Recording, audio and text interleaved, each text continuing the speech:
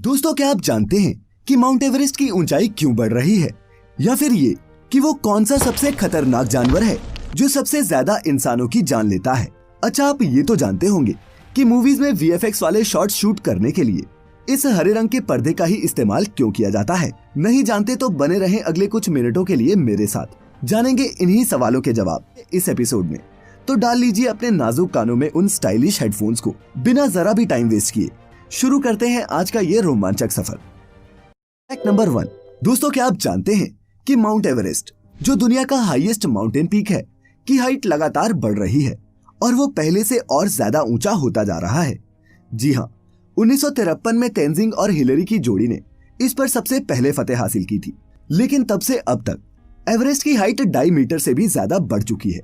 ऐसा क्यों हो रहा है, अभी एक्सप्लेन करता हूँ। तो दोस्तों, जैसा कि आप में से कुछ ये जानते होंगे कि हमारे प्लेनेट पर जितना भी लैंड मास यानी कि जमीन है, वो टेक्टोनिक प्लेट्स पर टिकी हुई है और ये टेक्टोनिक प्लेट्स हमेशा मूव करती रहती हैं, आपस में टकराती रहती हैं, जिसका पता हमें कभी भूकंप और कभी सुनामी से चलता है।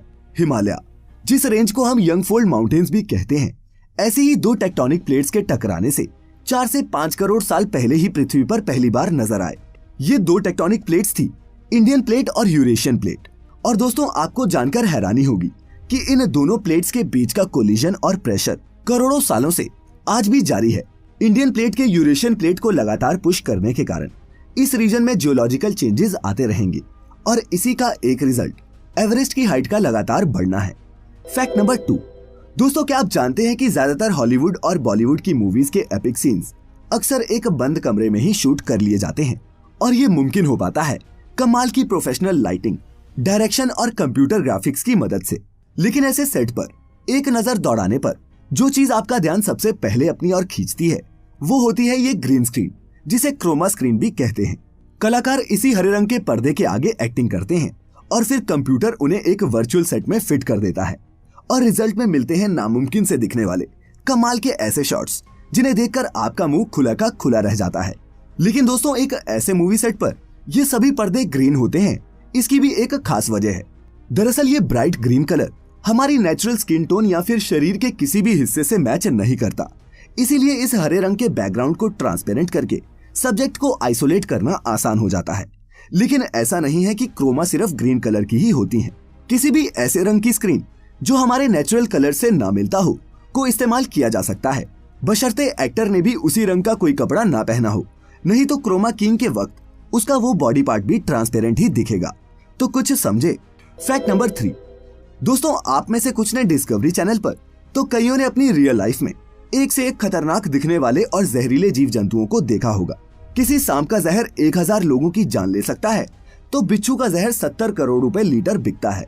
लेकिन जब आपको मैं बताऊंगा कि दुनिया में सबसे ज्यादा इंसानों की जान लेने वाला जीव कौन सा है, तो आपको जरूर एक झटका लगेगा।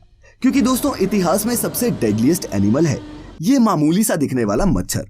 जी हाँ, कान के पास बिनबिनाता हुआ ये मच्छर एक इंसान से दूसरे इंसान में वायरस फैलाने का काम भी करता है और मलेरिया, डेंगू और पीला बुखार जैसी भयानक महामारियों का जिम्मेदार भी रहा है।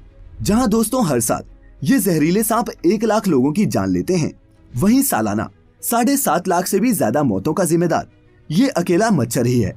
मानवता के इतिहास में अब तक अरबों जाने लेने वाला ये मच्छर एनिमल रिलेटेड ह्यूमन डेथ्स में आज से नहीं हमेशा से ही टॉप पर रहा है।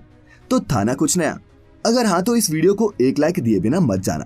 साथ ही इस वीडियो को अकेले अकेले ना देखें, अपने दोस्तों के साथ शेयर करें और उन्हें भी कर दें फैक्टिफाई। Fact number 4। दोस्तों, आपने भी सुना होगा कि कोका कोला की रेसिपी मार्केट की one of the best kept secrets है। लेकिन क्या कभी आपने ये सोचा है कि इतनी उन्नत टेक्नोलॉजी होने के बावजूद एक कोक कैन के इंग्रेडिएंट्स पहचान कर उसे फिर से बनाना इतना मुश्किल क्यों है? नहीं सोचा तो मैं बताता हूँ। तो क्या है कि प्रॉब्लम कोक के सीक्रेट इंग्रेडिएंट्स पहचानने की नहीं, इसके इंग्रेडिएंट्स की अवेलेबिलिटी की है। जब कोका कोला पहली बार तैयार की गई थी, तब इसे कोका लीव्स और कोला नट से बनाया गया था। और आपको ये जानकर शायद हैरानी होगी दोस्तों कि इसकी ओरिजिनल रेसिपी के हर ग्लास में 9 मिलीग्राम कोकेन मिली होती थी। लेकिन फिर 1904 के बाद कंपनी ने अपनी रेसिपी में कोका लीव्स को स्पेंट लीव से स्विच कर लिया, जो एक तरह की चाय होती है। तो दोस्तों, इस ड्रिंक के बनने में लगने वाली चीजें और उनका प्रपोर्शन जानना तो एक बात है, लेकिन उनकी अवेलेबिलिटी दूसरी। कोका कोला ड्रिंक को बनाने में अभी भी कोकेन फ्री कोका लीव्स का इस्तेमाल होता है, लेकिन इसे अमेरिका की सिर्फ एक ही कंपनी बनाती है, जिसका नाम है स्टीफन कंपनी। तो इसका कोड अगर क्रैक कर भी लें तो इसे घर पर बनाना इकोनॉमिकल नहीं है, और कमर्शियल स्केल पर इसे बनाना कानूनी जमेलों में उलझन को न्योता देने जैसा है। और वैसे भी ये बहुत सस्ता बिकता है, सिर्फ 40 रुपए लीटर। तो अब तो बंधु समझ ही गए होंगे कि कोक की ये रेसिपी आज तक एक सीक्रेट कैसे रह पाई। फैक्ट नंबर 5 दोस्तों, अमेज़न दुनिया का सबसे बड़ा ट्रॉपिकल रेन फॉरेस्ट है और सहारा दुनिया का सबसे बड़ा रेगिस्तान। लेकिन चौंकाने वाली बात ये है कि वैसे तो ये दोनों एक दूसरे से 2500 किलोमीटर से भी ज्यादा दूरी पर हैं, लेकिन फिर भी सहारा की गर्म मिट्टी हवाओं के साथ मिलकर अमेज़न के हरे भरे जंगलों को नरिश करने का काम करती है।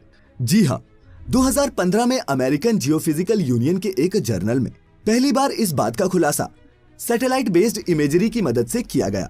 दरअसल सहारा की तेज गर्म हवाएं अपने साथ डस्ट के गुबार लेकर चलती हैं, जो देखते ही देखते धूल के बादलों में बदल जाते हैं और दुनिया की सबसे बंजर जमीन से दुनिया की सबसे उपजाऊ जमीन की तरफ अपनी ट्रांस अटलांटिक जर्नी पर निकल जाते हैं।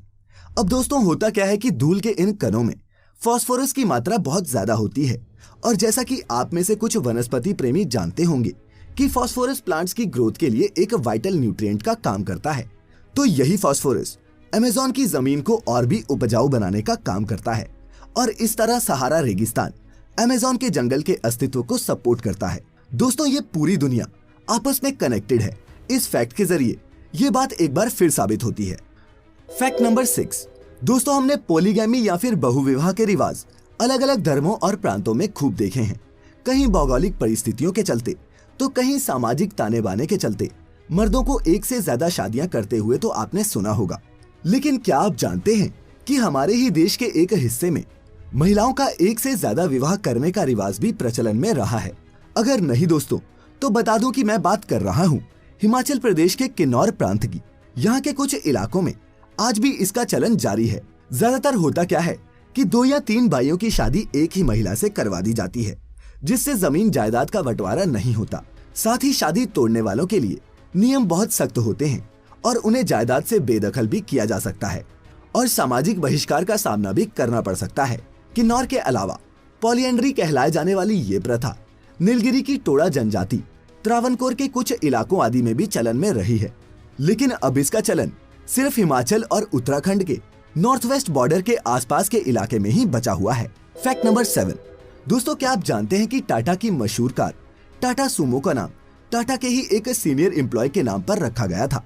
अगर नहीं तो जानिए इस कमाल की कहानी को, जो है टाटा मोटर्स के आर्किटेक्ट कहे जाने वाले पद्म भूषण अवार्ड से सम्मानित सुमंत मूलगांवकर की, जो टाटा मोटर्स के एमडी थे।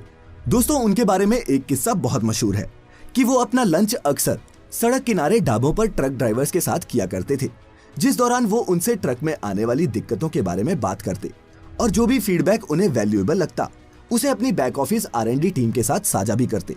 यही नहीं, Tata electrical and locomotive company Telco के CEO के पद के तौर पर उन्होंने कंपनी को उस मुकाम पर पहुंचाया जिसकी उम्मीद किसी ने नहीं की थी। तभी तो जब टाटा ने अपनी पहली मल्टी यूटिलिटी व्हीकल मार्केट में उतारी तो उसका नाम सुमंत मूलगांवकर के इनिशियल्स को लेकर सुमो रख दिया। किसी भी एम्प्लॉय के लिए किसी कंपनी की ये आज तक की सबसे बड़ी रिकॉग्निशन थी। तो अगर अब कोई आपसे कहे कि टाटा सुमो का कुछ भी लेना देना जापान के सुमो रेसलर से है, तो उन्हें इसका सटीक जवाब जरूर दे देना। खैर, अब बढ़ते हैं आगे। फैक्ट नंबर 8 दोस्तों, आपने पिरानास के बारे में तो सुना होगा, लेकिन क्या आप जानते हैं कि समुद्र की गहराइयों में पिराना से भी ज्यादा खतरनाक मछलियां मौजूद हैं? जी हाँ, और ये इतनी खतरनाक है कि जहाँ भी ये पाई जाती हैं वहाँ पर तैराकी बैन कर दी जाती है। दोस्तों, मैं बात कर रहा हूँ नटक्रैकर फिश की, जो एक बेहद ही दुर्लभ प्रजाति की मछली है और जिसके दांत हूबहू इंसानों के जैसे ही दिखते हैं। लेकिन अगर आपको इसके नाम से अभी तक अंदाजा नहीं लगा कि ये अपने दांतों का इस्तेमाल कैसे करती है, तो समझ जाइए कि ये पानी में आपके नट्स कभी भी क्रैक कर सकती है।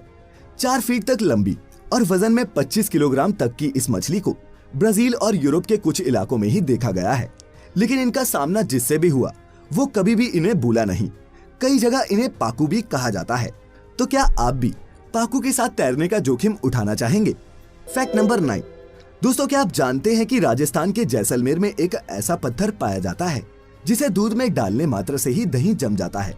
जी हाँ, जैसलमेर से करीब 40 किलोमीटर की दूरी पर स्थित हाबुड़ गांव में ये कमाल का पत्थर पाया जाता है, जिसे स्वर्णगिरी या फिर हाबुड़ स्टोन के नाम से भी जाना जाता है।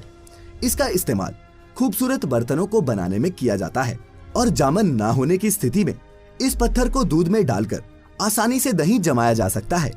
कुछ लोग इसे चमत्कार मानते हैं, लेकिन विज्ञान का कहना है कि इसमें बायोकेमिकल्स जैसे एमाइनो एसिड्स, फिनाइल एलिनिया और रिफ्टोफेन टायरोसिन मौजूद है, जो दूध को दही में बदलने की क्षमता रखते हैं।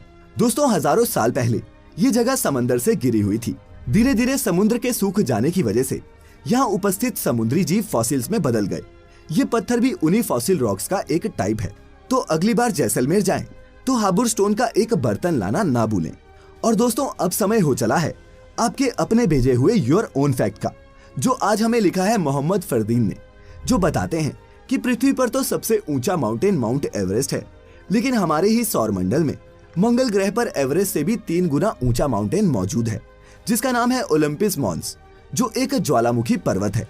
जहां दोस्तों एवरेस्ट की ऊंचाई 8,800 मीटर से कुछ ज्यादा ही है, वहीं ओलंपस मॉन्स 21,000 मीटर यानी कि 21 किलोमीटर से भी ज्यादा ऊंचा है ना अविश्वसनीय।